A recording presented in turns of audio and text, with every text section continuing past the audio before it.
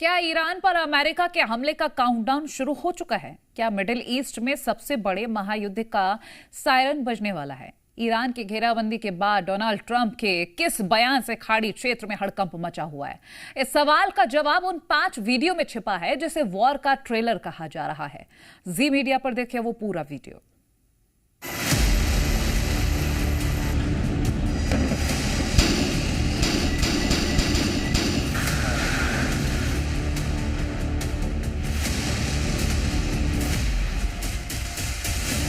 पूरे middle east में युद्ध से पहले वाला सन्नाटा पसरा दिखता है। ईरान और अमेरिका के सैनिक मोर्चाबंदी पूरी कर चुके हैं। अब सबसे बड़े महायुद्ध का खतरा सामने दिखाई दे रहा है।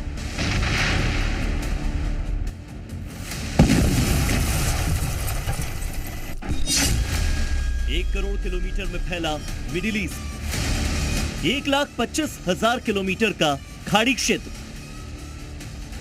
इतने बड़े जंगी मैदान में पहला फायर किधर से होगा, इसकी संभावना पर पूरे विश्व की नजर टिकी हुई है।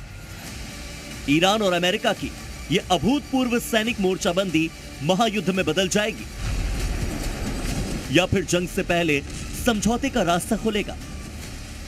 इस सवाल का जवाब आप मिडिल ईस्ट से आ रही तस्वीरों से समझिए, जिसे अमेरिका ईरान की जंग का ट्रेलर माना जा रहा है। इस ट्रेलर की शुरुआत होती है ईरान के पास दूसरे एयरक्राफ्ट यूएसएस डेवलर्ड डी ब्लैक की तैनाती से। अब्राहम लिंकन मलक्का स्ट्रेट पार कर मिडिल ईस्ट के अमेरिकी सेंट्रल कमांड इलाके में तैनात हो चुका है, तो डेलबर्ट डी ब्लैक ईरान के पास खाड़ी में मोर्चा संभाल चुका है। इन दोनों युद्धपोतों को हिंद प्रशांत क्षेत्र में चल रहे ऑपरेशन से हटाकर ईरान के पास तैनात किया गया है। इसी तैनाती के बाद से अटकलें तेज हैं कि डोनाल्ड ट्रंप तेहरान पर हवाई हमलों का आदेश कभी भी दे सकते हैं, और इस आदेश के इंतजार में अमेरिका के 9 जगहों पर मिलिट्री बेस पूरी तरह से रेडी टू फायर मोड में है। 9 मिलिट्री बेस पर अमेरिका के 40,000 जवानों की फौज है। 9 मिलिट्री बेस के साथ 6 छोटे बड़े युद्धपोत भी कमान संभाल चुके हैं। नेवी और एयरफोर्स बेस पर अमेरिका के सबसे घातक हथियार इस वक्त तैनात हैं।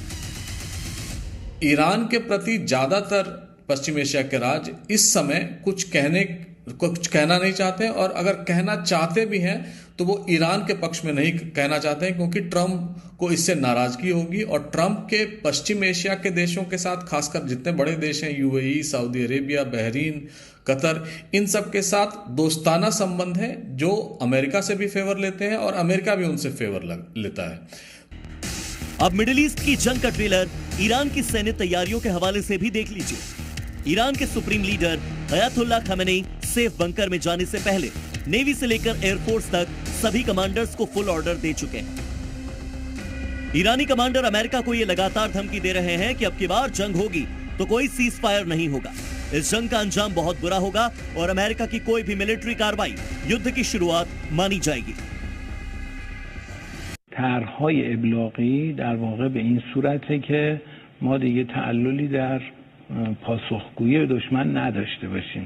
در گذشته به هر حال طرح‌ها متفاوت بود، باید ارزیابی‌های صورت می‌گرفت، دستوراتی صادر می‌شد، ولی الان دستورات صادر شده، طرح‌ها تدوین شده، ابلاغ شده برای سناریوهای مختلف که دشمن میتونه و امکانش هست که در واقع اونها رو عملیاتی و اجرا کنه. ما برای سناریوها پاسخ مناسب و متناسب. अगर आप थोड़ा गौर से सुने तो ईरान के इस आर्मी कमांडर की बात में आपको खामेनेई की वो पुरानी धमकी साफ सुनाई दे रही है, जिसमें सऊदी अरब से लेकर तमाम देशों को वार्निंग दी जाती रही है। खामेनेई ये ऐलान पहले भी कर चुके हैं कि जंग में अगर मध्य पूर्व के देशों ने अमेरिका का साथ दिया तो उसे ईरान का हमला पहले झेलना पड़ेगा।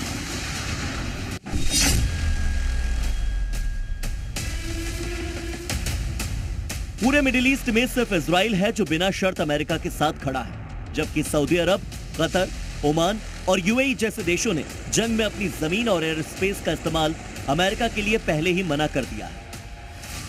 इन देशों ने ईरान से अपील की है कि वो युद्ध में उनके ठिकानों को निशाना न बनाए।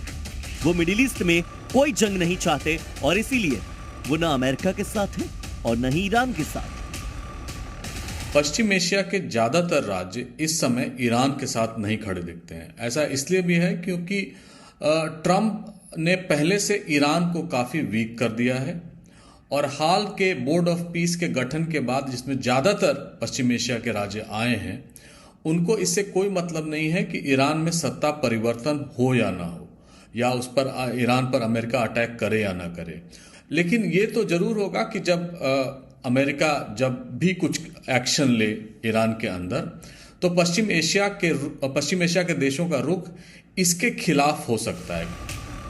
डोनाल्ड ट्रंप जानते हैं कि ईरान के खिलाफ व्यापक युद्ध में मिडिल ईस्ट में ईरान के पड़ोसी देशों का साथ उनके लिए जरूरी है और इसीलिए जंगी तैयारियों के बीच इजराइल और सऊदी अरब के प्रतिनिधियों को व्हाइट हाउस में दावत दी गई। उनकी आवभगत की तैयारियां की गई। उधर ईरान ने जंगी तैयारियों के साथ कूटनीतिक स्तर पर चीन और रूस जैसे देशों को भरोसे में लेना शुरू कर दिया है। इसी बूते ईरान का हर कमांडर, हर सरकारी प्रतिनिधि बोल रहा है, ट्रंप हमें मादुरो न समझे,